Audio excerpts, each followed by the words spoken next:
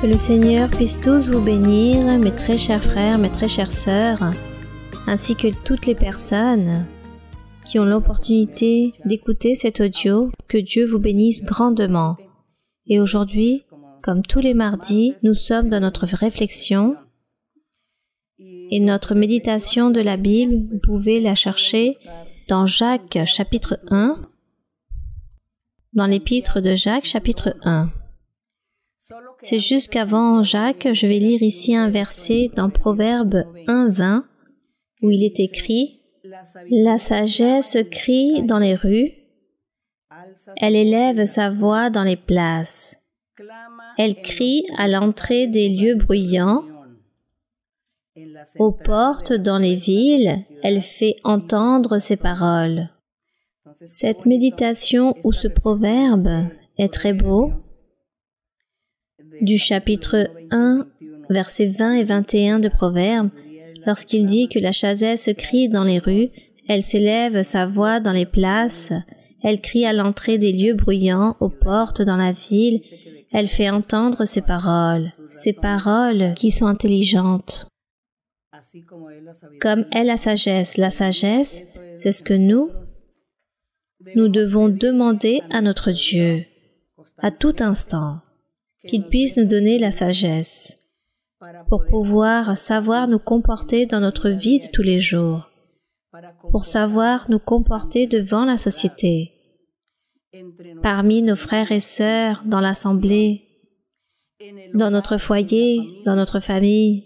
Demander à Dieu de la sagesse pour tout, pour parler, pour savoir comment nous comporter, pour savoir faire les choses, comment dire les choses, savoir agir. Et de cette façon, nous allons plaire à Dieu. Et nous aussi, nous sommes très heureux et nous rendons heureux les autres. Ici, dans Jacques chapitre 1, nous allons lire à partir du verset 2 jusqu'au verset 11. Et nous allons donc méditer. Nous trouvons parfois un sous-titre où il est écrit que la sagesse provient de Dieu. Il y a des personnes qui demandent comment nous demandons de la sagesse à Dieu ou qu'est-ce que la sagesse? La sagesse, comme le dit le même mot, le savoir, le bon savoir, le savoir-faire, le fait de savoir faire les choses de manière correcte, tout cela vient de la sagesse. Et l'apôtre Jacques dit « Mes frères, regardez comme un sujet de joie complète les diverses épreuves auxquelles vous pouvez être exposés. » Il parle de diverses épreuves. Ces diverses épreuves, c'est comme dire ou parler des tentations. Comme lorsque les personnes sont exposées à diverses tentations ou épreuves. Mais dans ces moments de l'épreuve ou de la tentation, il doit exister de la joie dans le cœur.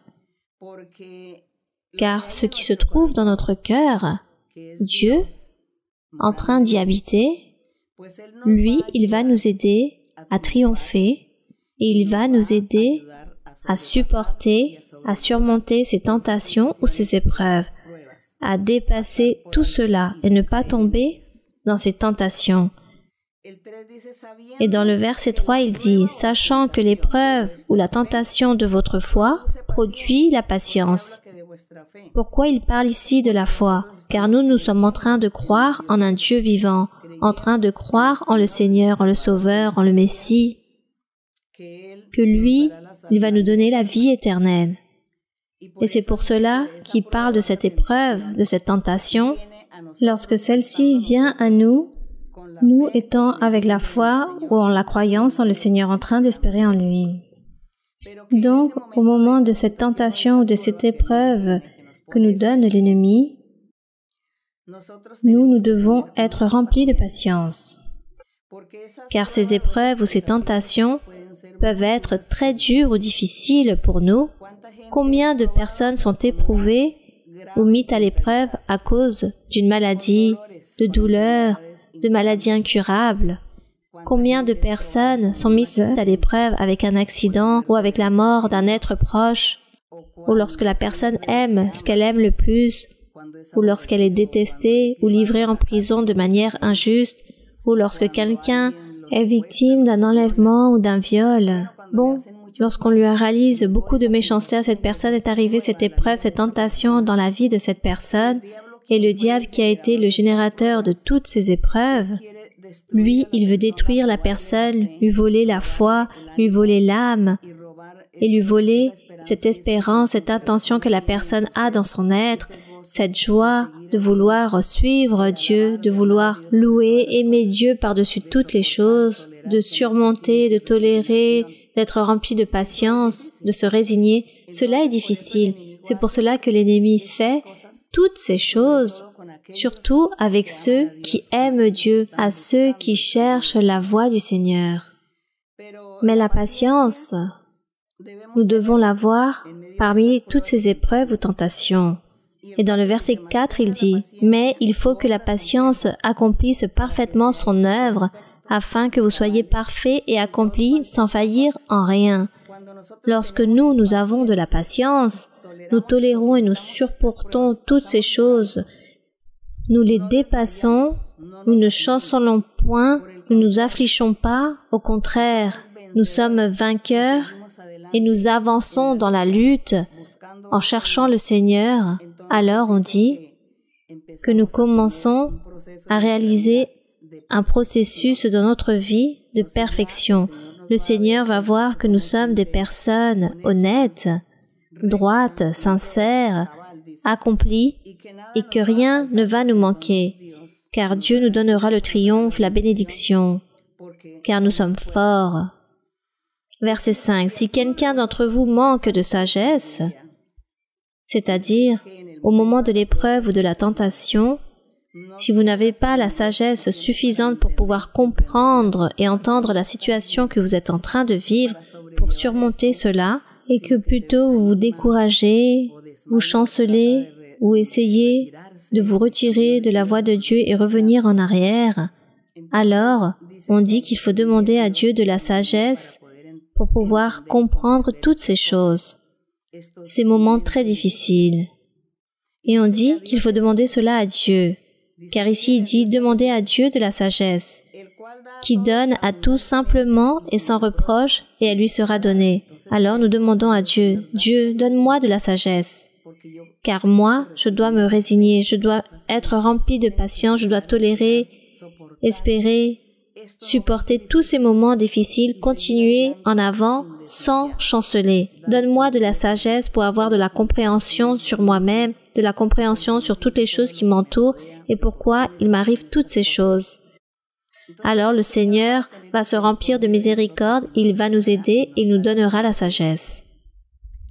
Mais demandez avec de la foi, le verset 6, mais qu'il la demande avec foi sans douter. Oui, il faut demander à Dieu lors de la prière et croire que Dieu est en train de nous écouter et que Dieu va nous exaucer ce vœu, car c'est lui qui va nous donner ce que nous lui demandons. Voilà ce qui est écrit. Demandez avec foi et ne doutez pas.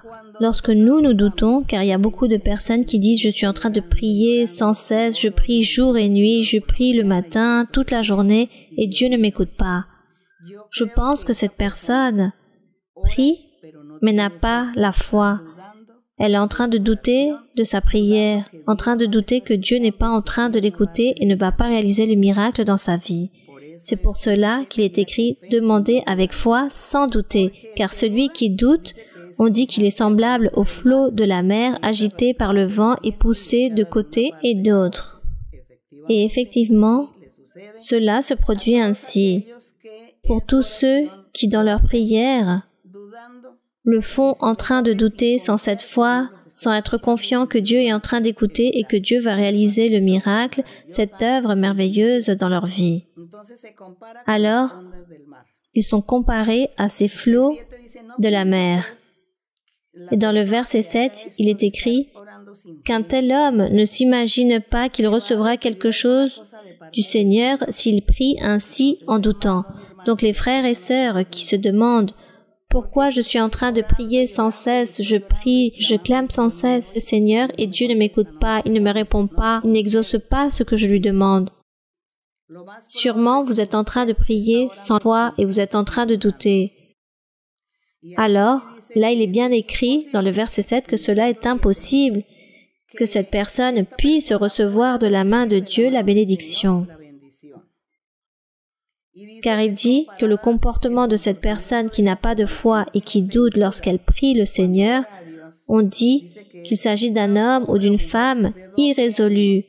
La personne est inconstante dans toutes ses voies.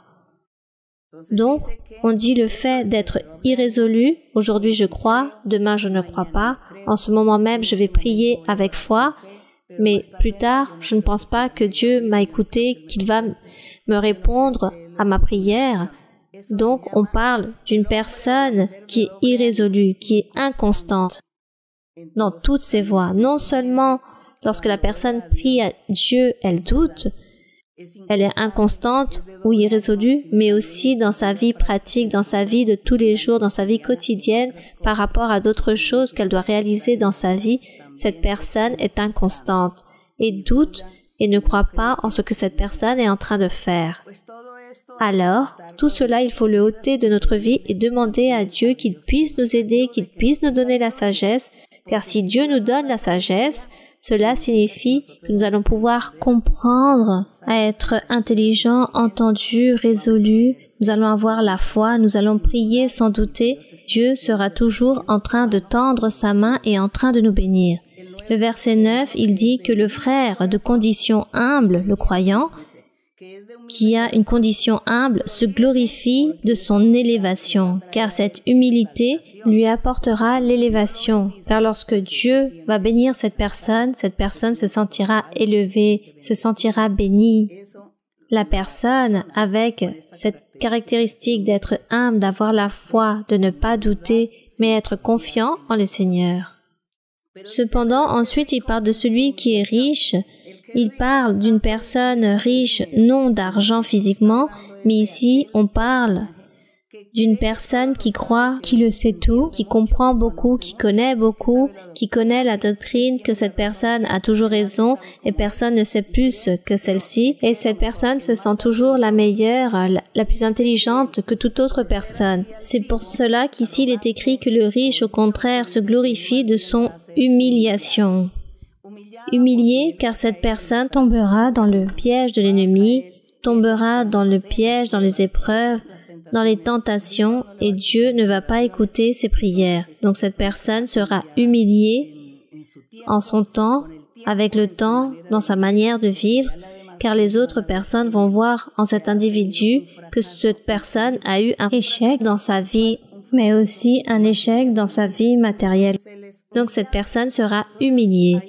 Donc ici, on parle que les humbles seront élevés, mais l'orgueilleux, l'hautain, le prétentieux sera humilié, tandis que celui qui a un cœur humble sera élevé, et celui qui demande avec foi, qui demande à Dieu et essaie de vivre une vie sainte, droite devant le Seigneur. Et dans le verset 10, il compare ici cette personne, ce riche, comme la fleur de l'herbe. Le soleil s'est élevé avec la chaleur ardente. Il a desséché l'herbe, sa fleur est tombée et la beauté, son aspect a disparu. Ainsi le riche se flétrira dans ses entreprises, car ainsi est l'hautain, l'orgueilleux, le prétentieux, l'arrogant, qui sait plus que les autres, qui n'accepte pas l'enseignement, la réprimande, ne veut pas vivre une vie agréable devant le Seigneur, mais que cette personne est toujours dans le plan de vouloir être supérieure aux autres, être rebelle, et ne prie pas le Seigneur avec cette humilité, ne veut pas accepter Dieu dans son cœur avec humilité, alors cette personne est comparée à cette fleur de l'herbe qui au début a un bel aspect, sauf qu'un jour le soleil s'est levé avec une chaleur ardente et le soleil a desséché l'herbe. Et nous ne voulons pas être ces fleurs qui flétrissent, mais nous voulons être des fleurs qui vivent éternellement et que notre vie, notre cœur puisse s'adonner à Dieu avec beaucoup de sincérité et que nous puissions chercher Dieu et que nous demandions à Dieu de la sagesse, car la sagesse est très importante dans la vie de tout être humain pour que la personne, homme ou femme, puisse savoir se comporter, puisse vivre et profiter de toutes les choses, mais d'une façon correcte, sans que personne puisse venir lui faire un seul reproche, sans que la même personne puisse avoir honte d'elle-même. Donc, ainsi est notre réflexion par rapport à la sagesse. sur le fait de prier le Seigneur sans douter, mais ayant une grande foi et ayant beaucoup de patience au moment des épreuves, des tentations, des pièges de l'ennemi, des tribulations. Dieu veut que nous soyons très courageux, alors que Dieu nous aide tous pour obtenir cette sagesse que nous avons tant besoin, pour être meilleurs, pour être parfaits devant le Seigneur. Nous allons donc prier le Seigneur pour le remercier, pour glorifier son nom aussi et réaliser les demandes que nous avons besoin par rapport aux guérisons, miracles, prodiges et pourquoi pas non plus demander de la sagesse au Seigneur. Père Saint, Éternel Dieu, nous te remercions, Seigneur, pour tes bénédictions et pour que, une fois de plus, tu nous permets de nous présenter devant toi et nous diriger, Seigneur, avec nos paroles qui sortent de notre cœur et que toi, Seigneur, tu écoutes la prière, que tu puisses écouter chaque mot, chaque demande, chaque nécessité, chaque vœu qui existe dans notre cœur. Toi, Seigneur, tu connais qu'il y a beaucoup d'hommes, de femmes qui ont besoin de toi, des personnes âgées, des enfants ont besoin de toi.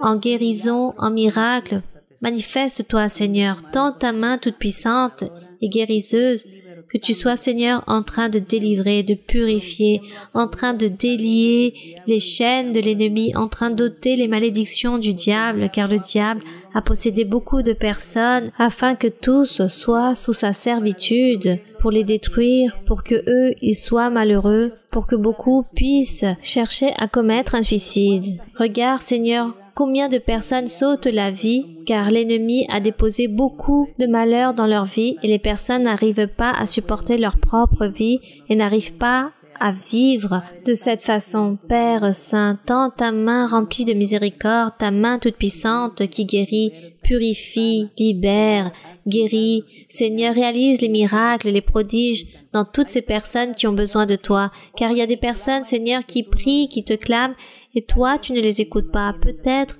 ils n'ont pas la sagesse ou ils n'ont pas la foi, la confiance en toi pour pouvoir faire avec de la conviction. Mais toi, tu vas les aider, mon Seigneur. Toi, Seigneur, tu sécheras les larmes de beaucoup. Tu seras en train de purifier les personnes et tu vas rompre ces liens de l'ennemi. Merci, mon Père Tout-Puissant. Bénis chaque homme, chaque femme. Bénis-les tous. Bénis toutes les personnes qui ont besoin de toi. Ils ont besoin d'un miracle dans leur vie. Ils sont désespérés, déprimés. Ils sont avec ce désir de ne plus vivre. Et toi, Seigneur, que tu sois en train de bénir, de tous les délivrer. Donne-leur l'allégresse, la joie, la paix. Merci, mon Père Saint, au nom de Jésus-Christ, ton Fils aimé. Que pour lui soit l'honneur, la gloire et la louange, mon Seigneur. Au nom de Jésus-Christ, nous te demandons tout cela. Amen. Gloire à ton nom, mon Seigneur. Nous allons chanter au Seigneur le cantique 85 qui s'intitule « Trois choses, moi je veux ». Tres cosas quiero yo que tú me des, Señor. Tres cosas quiero yo que tú me des, Señor. Esas tres cosas son amor y santidad y los dones preciosos del gran Consolador. Esas tres cosas son amor y santidad y los dones preciosos del gran Consolador. Tres cosas quiero yo que tú me des, Señor. Tres cosas quiero yo que tú me des, Señor. Esas tres cosas son amor y santidad y los dones preciosos del gran Consolador. Esas tres cosas son amor y santidad y los dones preciosos del gran Consolador. Que le Seigneur puisse tous vous bénir, mes très chers frères et très chères sœurs, et à très bientôt, je l'espère, et je vous envoie de chaleureuses salutations et je vous aime en le Seigneur. Merci.